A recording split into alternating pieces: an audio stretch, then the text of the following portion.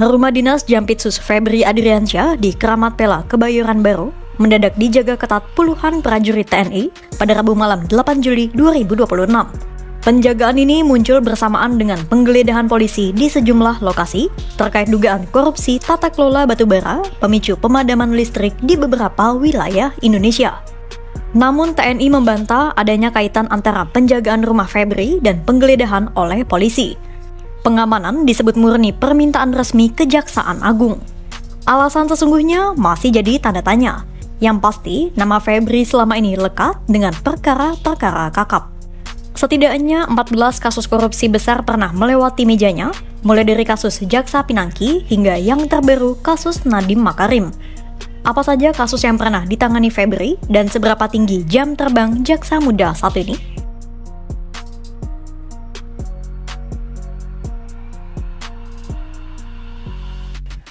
Namanya bukan nama baru di Korps Adiaksa. Karir Febri Adriansyah dirintis sejak 1996 sebagai jaksa di Kejaksaan Negeri Sungai Penuh, Kerinci. Ia sempat menduduki kursi Kasih Intelijen. Langkahnya terus menanjak lewat sejumlah posisi penting, mulai dari Kejaksaan Negeri Bandung, Aspitsus Kejati Jawa Timur, Wakajati Yogyakarta, Wakajati DKI Jakarta, hingga Kajati Nusa Tenggara Timur. Puncaknya pada 6 Januari 2022, Febri dilantik sebagai Jaksa Agung Muda Bidang Tindak Pidana Khusus atau Jampitsus. Promosi itu diraih setelah 5 bulan menjabat sebagai Kepala Kejaksaan Tinggi DKI Jakarta. Namun jauh sebelum itu, saat masih menjadi Direktur Penyidikan Jampitsus, jejaknya menangani perkara-perkara besar sudah lebih dulu terbentuk. Namanya mulai dikenal luas saat menyeret mantan Jaksa Pinangki Sirna Malasari dalam kasus gratifikasi yang melibatkan terpidana Joko Chandra. Dari situ, deretan perkara besar terus mengikuti. Febri turut menangani korupsi pengelolaan dana PT Asuransi Jiwasraya yang merugikan negara hingga 16,81 triliun rupiah. Tak lama berselang, kasus serupa terjadi di PT Asabri dengan nilai kerugian lebih besar 22,78 triliun rupiah. Namanya juga muncul dalam penanganan kasus korupsi fasilitas kredit PT Bank Tabungan Negara yang merugikan negara 279,6 miliar rupiah. Begitu pula dalam dugaan korupsi pengadaan pesawat ATR 72600 di PT Garuda Indonesia dengan kerugian ditaksir tembus 3,6 triliun rupiah. Perkara yang tak kalah menyita perhatian adalah korupsi penyediaan BTS 4G Bakti Kemenkominfo yang menyeret mantan Menteri Johnny G. Plate dengan kerugian negara mencapai 8 triliun rupiah. Belum lagi kasus tata niaga komoditas timah di wilayah IUP PT Timah yang kerusakan lingkungannya ditaksir tembus 271 triliun rupiah. Di sektor energi, Febri juga terlibat dalam penanganan korupsi tata kelola minyak mentah PT Pertamina dengan kerugian fantastis 193,7 triliun rupiah. Ada pula kasus korupsi dan pencucian uang PT Duta Palma Group, serta dugaan korupsi izin ekspor minyak sawit mentah yang merugikan negara triliunan rupiah. Deretan itu masih bertambah lewat kasus impor besi atau baja paduan, penyalahgunaan impor tekstil di Bea Cukai, hingga korupsi tata kelola program makan bergizi gratis di Badan Gizi Nasional. Terakhir, namanya juga lekat dengan kasus pengadaan laptop Chromebook di Kemendikbudristek dengan kerugian negara 1,56 triliun rupiah. 14 perkara besar itu menempatkan Febri sebagai salah satu jaksa paling disorot di Kejaksaan Agung.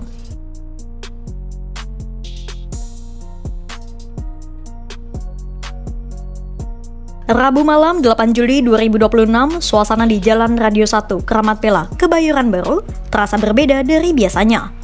Sedikitnya 20 prajurit TNI terlihat berjaga di sekitar rumah dinas Jampitsus Febri Adriansyah.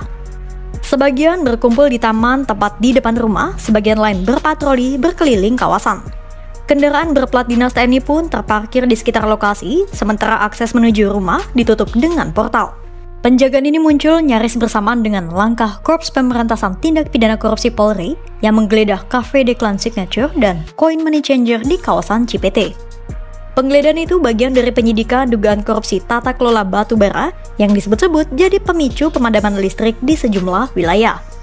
Kebersamaan waktu ini sempat memunculkan spekulasi di tengah publik. Sejumlah pihak mengaitkan penjagaan ketat di rumah Febri dengan rangkaian penggeledahan yang sedang berjalan.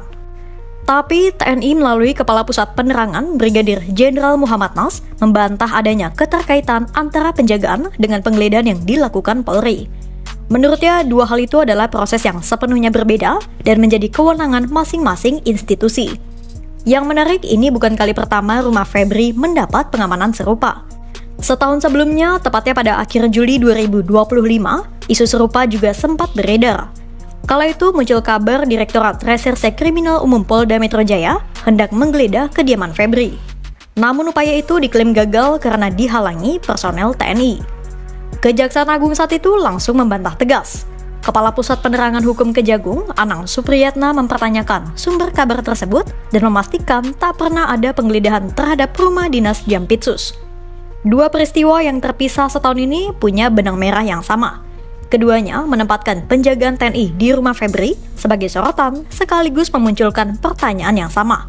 Sebenarnya, aturan apa yang melandasi kehadiran prajurit TNI di kediaman seorang jaksa?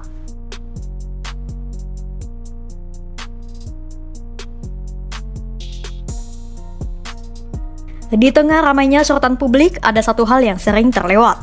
Pengerahan prajurit TNI untuk menjaga kediaman seorang jaksa ternyata bukan tindakan tanpa dasar hukum.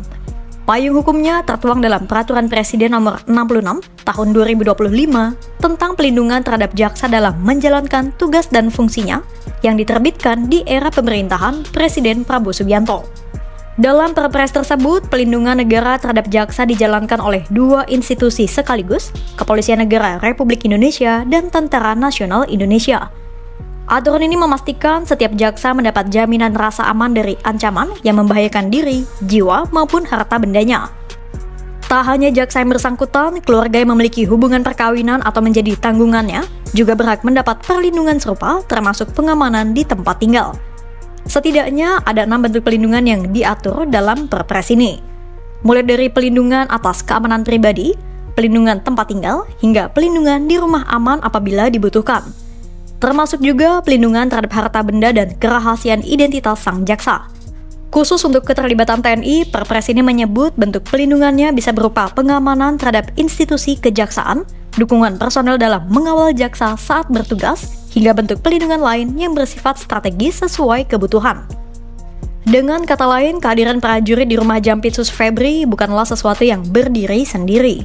Ada kerangka aturan yang secara resmi memungkinkan hal itu terjadi, terlepas dari berbagai spekulasi yang sempat beredar di tengah masyarakat. Di balik riuhnya isu penjagaan ini, ada satu fakta yang tak bisa diabaikan. Selama lebih dari 3 dekade berkarir, Febri Adriansyah telah meletakkan namanya di setidaknya 14 perkara korupsi besar. Dari kasus Pinangki hingga Kerombuk Kemendikbudristek dengan total kerugian negara yang ditaksir mencapai ratusan triliun rupiah. Lantas, dengan rekam jejak sepanjang itu, apakah penjagaan ketat ini sekadar bentuk kehati-hatian negara terhadap jaksa yang menangani perkara-perkara besar? Atau justru pertanda ada sesuatu yang lebih besar sedang bergulir di balik layar?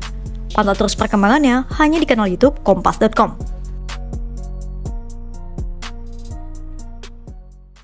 Download Tribun X sekarang, menghadirkan lokal menjadi Indonesia.